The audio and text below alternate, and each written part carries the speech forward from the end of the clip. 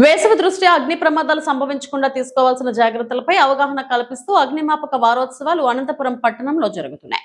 అనంతపురం పట్టణంలో నిర్వహించిన వారోత్సవాల్లో అగ్ని ప్రమాదాలు సంభవించినప్పుడు తీసుకోవాల్సిన జాగ్రత్తలపై పాఠశాల విద్యార్థులకు, అపార్ట్మెంట్లలో నివసిస్తున్న ప్రజలకు అవగాహన కల్పిస్తున్నారు.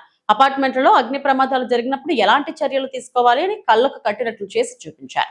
అలాగే వంట ఇంట్లో గ్యాస్ లీక్ అయినప్పుడు జరిగే ప్రమాదాల నుంచి తీసుకోవాల్సిన జాగ్రత్తలను అగ్నిమాపక శాఖ సిబ్బంది వివరించారు.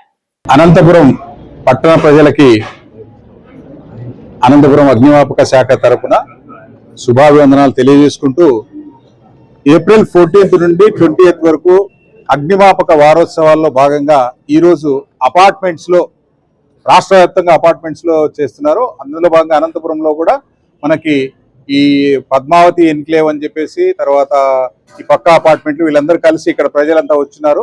వీళ్ళకి వంట చేసేటప్పుడు ఏమేం పొరపాట్లు చేస్తారు, లేదా ఎలక్ట్రికల్ సేఫ్టీ ఎక్విప్మెంట్ని ఎలా డీల్ చేసేటప్పుడు చేసే పొరపాట్లు ఏంటి, వీటి పట్ల అవగాహన కల్పించడానికి ఈరోజు అనంతపురం అగ్నిమాపక కేంద్ర సిబ్బంది అధికారి అందరూ వచ్చి ఇక్కడ అవేర్నెస్ కల్పించడం జరిగింది. ఇక్కడ వంట చేసేటప్పుడు ముఖ్యంగా ఈ యొక్క గ్యాస్ సిలిండర్ని ఎక్కడ ప్లేస్ చేసుకోవాలి, గ్యాస్ లీక్ అయినప్పుడు ఏం చేయాలి, గ్యాస్ ఒకవేళ లీక్ అయినప్పుడు ఎక్కడ ఎలక్ట్రికల్ లైట్లు ఆఫ్ చేయాలా, ఆఫ్ చేయాలా, లేదా డోర్స్ ఓపెన్ చేయడము, విండోస్ ఓపెన్ చేయడము, అదేవిధంగా ఎటువంటి స్విచ్ ఆపరేషన్లు చేయకుండా ఉండడము, ఇటువంటి కార్యక్రమాలన్నింటినీ కూడా వీళ్ళకి విశదీకరించి ప్రాక్టికల్గా వాళ్ళతో కూడా చేపించి అవగాహన కల్పించడం జరుగుతుంది.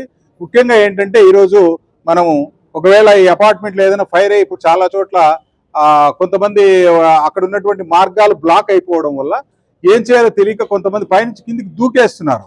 అట్లా దూకి కింద పడి చనిపోవడం ఇవి కూడా జరుగుతుంది.